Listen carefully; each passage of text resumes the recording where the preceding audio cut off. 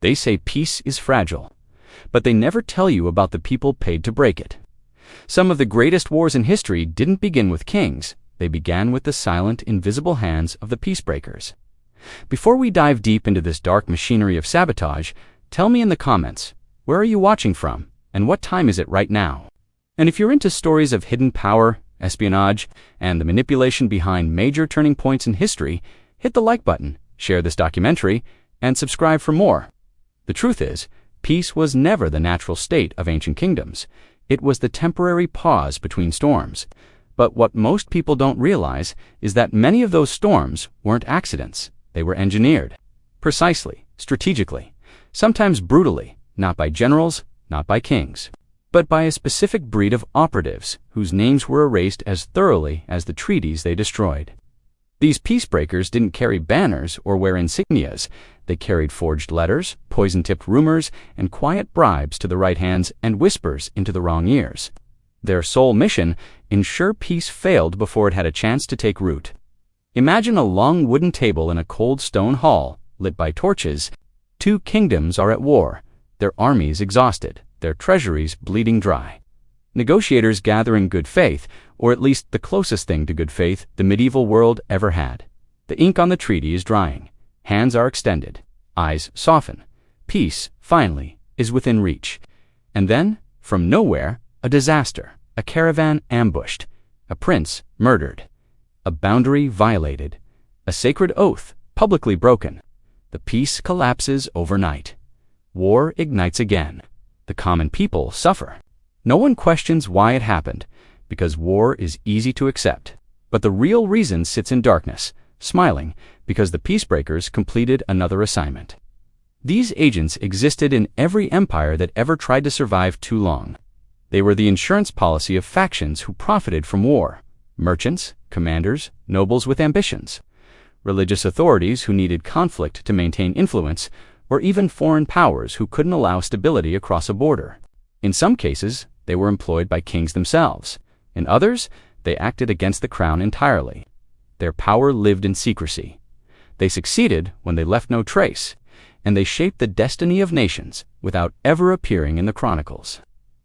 To understand how they worked, you need to understand the anatomy of peace itself. Negotiations were rarely about idealism or morality. They were tactical, fragile, and often built on the most unstable foundation. Trust between rulers who barely tolerated each other. Trust between rival advisors with hidden agendas. Trust in messengers carrying critical letters through dangerous lands. Destroy that trust professionally, surgically, and peace disintegrated instantly. That's what the peacebreakers specialized in. Not war itself, but the delicate art of rupturing trust. Their methods were rarely the dramatic assassinations or explosive intrigues that fiction loves showing us. No, their techniques were subtle, refined over centuries. One of the most common was the letter gambit, intercepting a diplomatic message, altering a sentence, forging a signature, or adding an insult that never existed. The recipient would read a single offensive line, slam their fist on the table, and declare the treaty negotiations dead. No armies needed, no blood spilled, just a few strokes of ink. Other times, the peacebreakers would engineer accidental provocations. For example, sending a group of mercenaries to raid the border wearing the enemy's colors, or spreading a rumor that one kingdom planned to betray the other during the peace talks. Rumors were their greatest weapon because they traveled quickly and killed quietly. A ruler who believed he was about to be deceived struck first, thinking it was self-defense. Entire wars began because someone heard the wrong story at the wrong time, deliberately planted to shatter what little trust existed. One of the darkest tactics involved the use of proxies, agents disguised as pilgrims, traders, monks, or musicians who traveled between courts delivering chaos in small doses. They overheard conversations, nudged tensions, and reported weaknesses. If a ruler's resolve was wavering and peace seemed likely, the peacebreakers would identify his insecurity and exploit it. Whisper about the general threatening to overthrow him if peace was signed. Hint that the people saw peace as weakness. Suggest that his enemies were laughing at him behind his back. They poisoned minds more effectively than they poisoned wells. The peacebreakers didn't just sabotage treaties, they sabotaged psychology. One of the earliest recorded examples came from the era of the Hittite Empire. Two Anatolian kingdoms were on the verge of ending a decade-long conflict. But a noble faction, profiting immensely from war trade, hired intermediaries to disrupt negotiations. Those intermediaries spread a rumor that the opposing king planned to ambush the peace delegation. The Hittite king, enraged and paranoid, refused to attend the meeting. Within weeks, the war resumed with even greater ferocity. Historians often say, paranoia destroyed the treaty, but they ignore who planted that paranoia. A more sophisticated peacebreaker operation took place in ancient India during the rivalry between two powerful regional states. Spies disguised as merchants infiltrated both sides. On one side, they whispered that peace would allow the rival kingdom to rebuild and become dominant again. On the other, they warned that the treaty was merely a stalling tactic before a surprise attack. Both sides believed they were being played. When peace talks collapsed, neither suspected that the same small group of operatives had fueled both fears simultaneously. The ancient Chinese records under the Warring States period provide some of the clearest documentation of deliberate peace sabotage. Advisors, emissaries, and wandering persuaders, sometimes serving foreign states, would slip between kingdoms, offering strategic counsel designed not to create stability, but to ensure continuous conflict. They understood that prolonged war kept certain states weak, maintained political leverage, and opened opportunities for territorial expansion. Peace was not in their employers' best interests. War was, so peace had to die. Imagine being a ruler in that era. You sit in your grand hall, surrounded by advisors, each whispering a different truth. You want peace, your people are exhausted. But one advisor tells you the neighboring kingdom is secretly mobilizing troops. Another claims the envoys are lying about their intentions. A messenger delivers a letter that seems insulting, but you don't know it was forged.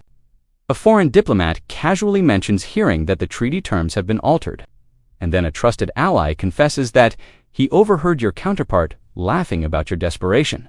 You feel humiliated, trapped, manipulated, and you lash out.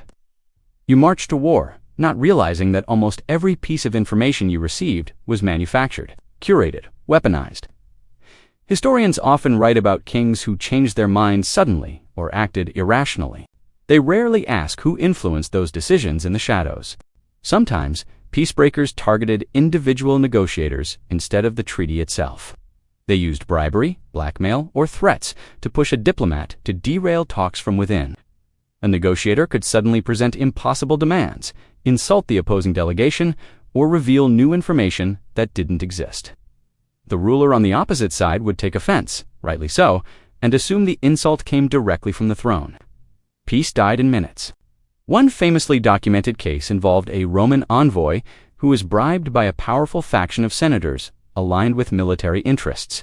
The envoy, instead of reporting the opposing kingdom's willingness to negotiate, lied and exaggerated their hostility. He claimed they insulted Rome, mocked Roman honor, and intended betrayal. The Senate, outraged, voted unanimously for war. Only later did surviving fragments reveal the envoy had been paid to distort the truth. The war that followed cost tens of thousands of lives, engineered for political and economic gain. Another peacebreaker technique was the orchestration of accidentally timed violence. If peace talks were nearing success, a sudden attack, one engineered to look spontaneous, could reignite tensions instantly. These attacks were usually small: a burned outpost, a murdered messenger, a raided caravan. But symbolically, they were devastating. The side suffering the loss would accuse the other of bad faith. The treaty would fall apart. War would resume, and the peacebreakers would vanish into the shadows, their job complete. Perhaps the most haunting element of the peacebreakers' world is how invisible they were. They operated in the margins of history. Their names were not recorded. Their deeds were credited to chance, emotion, misunderstanding, or fate. For every major treaty that collapsed mysteriously, for every peace negotiation that derailed without explanation, for every war that reignited abruptly, there is a strong possibility that a peacebreaker stood behind it, pulling threads with surgical precision. They were the destroyers of hope, the engineers of conflict, the shadows behind chaos. Their legacy is written not in ink, but in the countless graves left behind by wars that could have ended sooner, but didn't. And this is only the beginning, because the deeper you go into their world, the darker it gets. Peace rarely died on the battlefield. It died in private rooms, whispered corridors, smoky late-night meetings, and in the minds of rulers pushed to the brink by information they trusted. Information fed to them by peacebreakers. To understand how thoroughly these agents shaped history, you have to step inside the most consequential moments when peace almost happened, and see how it was torn apart from within. Take the case of the three-day truce between two rival African kingdoms during the 14th century. Both sides were exhausted. Famine stalked their soldiers. The rainy season had destroyed supply lines. And even the war-hungry nobles were urging some sort of reprieve. Peace talks were arranged in a neutral valley near the border. Envoys bowed, exchanged ceremonial gifts, and agreed to draft terms that would spare tens of thousands of lives. But on the night before the final signing, something inexplicable happened. The envoy camp of one kingdom was attacked. Horses were stolen, tents were slashed, and 2 guards were killed in the dark. The peace collapsed immediately. War resumed with fury. Centuries later, an investigation by court historians would reveal an unsettling truth. The attackers were not soldiers from the rival side. They weren't even locals. They were hired mercenaries, paid in silver marked by a third kingdom that benefited from watching these two rivals destroy each other. Those mercenaries disappeared into the savannah. Their employers erased from memory, but the war they reignited burned for 7 more years. That right there was a peacebreaker masterpiece, a tiny engineered spark that created an inferno. Another documented operation comes from medieval Persia, where 2 provinces, exhausted by drought and conflict, sought peace under the guidance of respected elders. The elders met at a sacred shrine, but a peacebreaker cell operating under a wealthy noble sabotaged the talks through an elegant 2-step psychological attack. First, they spread the rumor that one of the elders had accepted a bribe from the opposing side. Second, they forged a letter, supposedly from one province's governor, expressing disdain and mocking the other province's leaders for crawling to the table like beggars. That line alone, crawling to the table, was enough to humiliate the province and shatter their willingness to negotiate. Peace is delicate. Pride alone can destroy it. The peacebreakers understood pride better than anyone. But these weren't just scattered historical footnotes. The peacebreakers formed a recognizable pattern across civilizations. Their operations followed similar psychological principles, even when cultures, languages, and religions differed. They specialized in triggering the 7 forces that collapse peace instantly: fear, humiliation, suspicion, wounded honor, perceived betrayal, misinformation, and emotional escalation. Any one of those could shatter a treaty. The peacebreakers usually combined several at once. Consider the Mongol era, a time where negotiations were strategically vital because Mongol armies stretched across continents. When 2 rival khans attempted to draft a peace agreement, a group of peacebreakers, likely in service to a third Mongol faction hoping to seize advantage, intervened by exploiting the ultimate cultural taboo, disrespecting ancestral lineage. They forged a genealogy scroll claiming that one khan's lineage was less pure, and that the other khan intended to demand his submission as a vassal, not an equal. Lineage was sacred. Honor was everything. Peace shattered instantly, and the resulting conflict reorganized the Mongol sphere entirely. Moving west in medieval Europe, one of the most chilling peacebreaker operations was orchestrated during the War of the Roses. At one point, both sides, mortally depleted, agreed to meet and discuss a ceasefire. But a cluster of powerful nobles who had grown wealthy from the chaos deployed a peacebreaker tactic known later as firebrushing. It involved planting explosive accusations on both sides simultaneously and allowing paranoia to spread like wildfire. They bribed informants to claim that the opposing side planned to arrest the entire negotiating delegation. They forged letters showing secret alliances that didn't exist. They circulated fake intelligence that enemy knights hid weapons beneath the negotiating pavilion. By the time dawn came, both sides believed a trap awaited them. They rode to battle instead of negotiation. Thousands died. The nobles got what they wanted: war without interruption. What makes the peacebreakers so fascinating is that they weren't one unified organization. They weren't a brotherhood, a guild, or a single network. They were a type, a role that emerged naturally wherever peace threatened the ambitions of powerful people. Their existence was a symptom of human politics. They popped up independently in distant civilizations because every age had factions that feared stability more than war. Sometimes peacebreakers acted openly under orders. More often, they worked behind the ruler's back. A king might want peace, but his general might not. Commanders often gained immense wealth, status, and physical resources during war. Peace meant downsizing armies, reducing budgets, and losing influence. A general with peace on the horizon might find himself replaced, sidelined, or stripped of command. So what did some generals do? They made sure peace never arrived.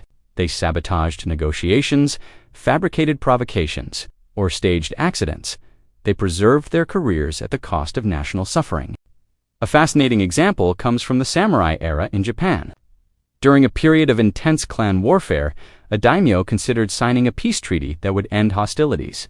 But one of his generals despised the idea, fearing he would lose the battlefield authority that gave him prestige. He secretly ordered a raid on the rival clan's supply depot, timing it perfectly with the eve of negotiations. The rival daimyo interpreted the attack as an unforgivable act of deception. Peace was abandoned instantly.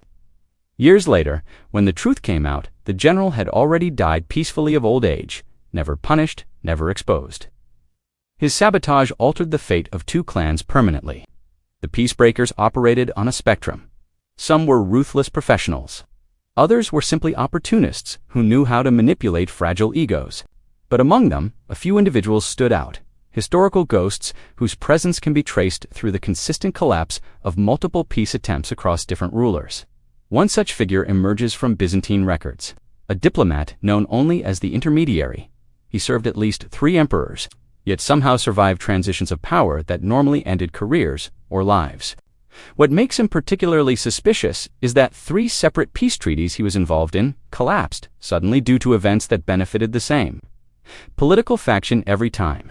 Historians aren't sure whether he was acting alone or as part of a broader intelligence cell. But when you connect the dots, exchanges he personally oversaw, letters he carried, negotiations he moderated, you see a pattern of sabotage hidden behind a facade of loyal service. Another peacebreaker operated during the rise of the Ottoman Empire, an advisor known for his remarkable ability to read the intentions of foreign courts. But when analyzing his letters centuries later, scholars noticed that he consistently exaggerated threats posed by rival states. He described armies massing to attack when no such armies existed. He claimed treaties contained offensive clauses that weren't there. He interpreted neutral diplomatic gestures as insults. Every time this advisor influenced a decision, the empire prepared for war, and war came. He was rewarded for strategic foresight, yet in reality, he may have orchestrated a generation of conflict through manipulation, not intuition. But perhaps the most dramatic example of peacebreakers in action is found in the Fragile Peace. Attempts between 2 major Mediterranean powers in the late Classical era. After decades of war, both sides were exhausted. They drafted terms, agreed on boundaries, and even began withdrawing troops from contested regions. Peace seemed not only possible, but inevitable. Yet, a group of influential merchants who profited from wartime naval contracts feared economic ruin. They hired intermediaries to bribe pirates into raiding merchant vessels, and to plant evidence implicating the rival nation. When news reached the Senate, outrage exploded. Senators who previously supported peace now demanded total retaliation. War reignited with catastrophic results, reshaping the entire balance of power in the ancient world. Peacebreakers function like viruses within political systems. They didn't just attack negotiations, they infected the anxieties, insecurities, and power struggles that made peace fragile from the start. Unlike generals, they didn't need armies. Unlike kings, they didn't need authority. They only needed access to information and the ability to distort it. One overlooked tactic was their manipulation of time. They knew delays killed peace. A delayed message, a postponed meeting, a sudden illness of a negotiator, all could shift moods, build resentment, and unravel progress. They engineered delays intentionally. A messenger would be waylaid, a negotiator would be poisoned by bad food, a horse would go lame, forcing a delegation to return home. While days passed, hardliners regained influence, morale fell, and suspicions grew. By the time talks resumed, the atmosphere had changed. Peace had evaporated invisibly. And then there were the emotional peacebreakers, the ones who targeted hearts rather than letters. They manipulated love, jealousy, and personal feuds. A queen who supported peace might be whispered to that the rival ruler mocked her intelligence. A prince might be told the opposing princess planned to marry someone else, despite their arranged treaty alliance. A chief minister might be told that a rival court laughed at his age or weight. The peacebreakers knew that humans, even powerful ones, are vulnerable to insult, fear, and insecurity. They exploited those vulnerabilities with precision. It's tempting to see them as villains, and make no mistake, their actions destroyed lives on a massive scale. But some peacebreakers believed they were serving a higher cause. They viewed peace as temporary, naive, or dangerous. They feared that peace would allow enemies to strengthen. They genuinely believed preemptive sabotage protected their homeland. In their minds, they weren't destroyers, they were protectors. That moral self-justification made them even more dangerous. And so, across centuries, from the deserts of North Africa to the courts of Europe, from the palaces of Asia to the temples of the Americas, the peacebreakers left a trail. They turned truces into traps, negotiations into battlegrounds, trust into poison. They didn't just shape the outcomes of wars, they shaped the causes of wars. When you zoom out, you notice something chilling.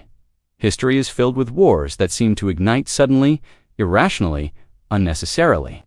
Historians often blame miscommunication, human error, or the volatility of powerful leaders. But when you understand the peacebreakers, you realize many of those misunderstandings were deliberate, crafted by invisible hands that rewrote history without ever signing their names. So the next time you hear that a treaty collapsed unexpectedly, or that two nations suddenly accused each other of betrayal, or that peace simply wasn't possible, remember this: peace doesn't fail by accident. Someone breaks it, someone ensures it dies. And those someones were the peacebreakers, the unseen authors of conflict. If you want more deep, hidden, untold history like this, make sure you like this video, share it with someone who loves dark historical truth, and subscribe for more stories they never taught you.